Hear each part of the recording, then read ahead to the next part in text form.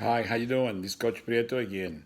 Good to see you. I know we can see each other person to person, but we do because we do it in a virtual way. You listen to me, I'm watching you, you're watching me, and that's the fun part. Remember to stay home, stay healthy, stay safe, listen to your parents, take care of your family. That's the many ways that we can have to somehow go over all these problems that we the whole war is happening now, but we're going to get over it. We just need to trust each other, believe in ourselves, especially, and keep going forward. That's one way of doing it, and I would say the only way to do it and the sure way to go to do it. This week, I'm going to read a couple chapters from the book, like I mentioned last week. Um, the House on Mango Street by Sandra Cisneros. Sandra Cisneros, a Mexican American writer, author also of the book Caramelo Puro Cuento and some other books as well. Right now, she lives she was from Chicago, but she lives in San Antonio, Texas. So she's our neighbor. So the first one is the chapter is called Hairs. This is from the house on Mango Street. What I like about this book is that it's a series of short stories, but each one of them has she's describing characters, she's describing settings, she's describing psychological situations of a family, as your family or my family, with siblings, sisters, brothers, mom and dad, and all the struggles through the whole day, through the whole season, and the fun parts, of course, how they learn, things they do when they're at home, things that are belong to our own cultures and to our family. So this is really what I like about this book. Also for fourth graders, remember they had these books has a lot of images, imagery. Imagery again is that part of the story when you show with in writing a lot of details about what you're reading or what you wanted to say if you're the writer. Sandra Cisneros to me is one of the best in that particular category. She can describe every single detail in such a perfect way that you can picture almost the same thing that she's saying in the book, and you can picture it, I mean, as accurate as you can because her description. So I love that. Okay, and I'm talking about the five senses. She describes smells. She describes texture. She describes taste. She describes sounds. She describes every single one of them in such a good way that is amazing. So the first one I'm going to read is here from the house on Mango Street. It goes like this.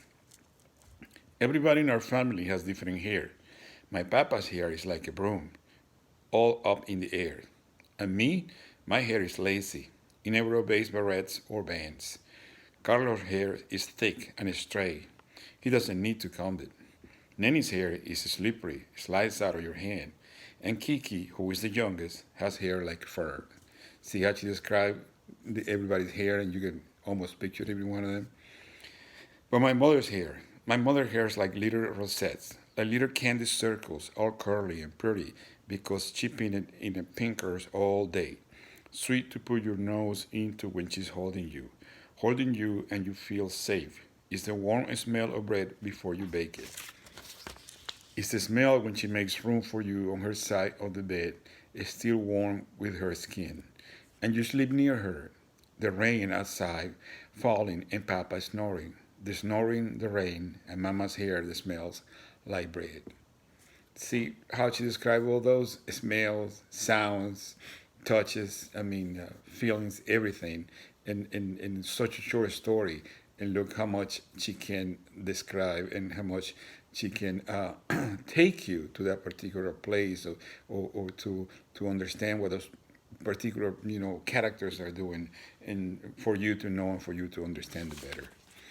Another chapter from the same book is called Memi Ortiz. In this particular one, she does a really good description of the character traits, physically and also psychologically or mentally, if you want to call it that way. Also, she a good imagery describing the setting and the characters on this particular chapter. This chapter is Meme Ortiz. It goes like this. Meme Ortiz moved into Kathy's house after her family moved away. His name isn't really Meme. His name is Juan. But when we asked him what his name was, he said Meme. And that's what everybody calls him, except his mother. Meme has a dog with gray eyes, a cheap dog with two names, one in English and one in Spanish. The dog is big, like a man dressed in a dog suit, and runs the same way his owner does, clumsy and wild, and with the limbs flopping all over the place like untied shoes. See, I can right there picture what she's trying to say about when the dog is running. It's like when you have your shoelaces untied and they move in many different ways with no order at all. Kathy's father built the house Mimi moved into. It is wooden. Inside the floor is slant. Some roofs uphill, some down. And there are no closets. Up front there are 21, all lopsided and jutting like crooked teeth, made that way on purpose. Kathy say so the rain will slide off. And when Mimi's mom called from the doorway, Mimi goes to scramble up the 21 wooden stairs with the dog with two names scrambling after him. Around the back is a yard, mostly dirt, and greasy bunch of boards that used to be a garage. See, now she started describing the setting and giving really good details. But what you remember most is these three, huge, with fat arms and mighty families of squirrels in the higher branches, all around the neighborhood of roof, black turret, and A-frame, and in the gutters, the walls that never came back down to earth. Down at the base of the tree, the dog with two names barks into the empty air. And there at the end of the block, looking smaller still, our house with its feet tucked under like a cat. This is the tree we choose for the first annual Tarzan jumping contest. Meme won and broke both arms. See, now she's doing a story of a group of kids from the same neighborhood, neighbors. She's describing her house. She's comparing her house with, in this case, maybe Ortiz's house and backyard and everything. And at the same time, she's telling the story about things that they did. Amazing, really. I really like Sandra Cisneros. I will read some more of the same book, The House on Mango Street, and also some extract from the chapters on the book Caramelo Puro Cuento, also from Sandra Cisneros. One thing I want to tell you, and I want to tell your parents, that we have two very good sites that we can go. This one, NASA Gov STEM/STEM. This is a lot. You can find here is a lot of activities, worksheets, games, documentals, videos, everything, and it's have the STEM objective. Remember, STEM is a STEM for science, technology, engineering, and mathematics. Our school, being an IB school, relates a lot with the STEMs. So the objective that you want to find here are all related to the objective from the state. So it's really a good site to get some good work, some good exercises, good videos and information that push you, and that push you forward. Trying to say, I mean, it's not as easy like with second grade, maybe the third grade material. So you can always move forward. And another one is this one, education.com. Parents, this is really good. You have to open an account for this one, but it's free. It's not going to charge you anything. All you need is an email.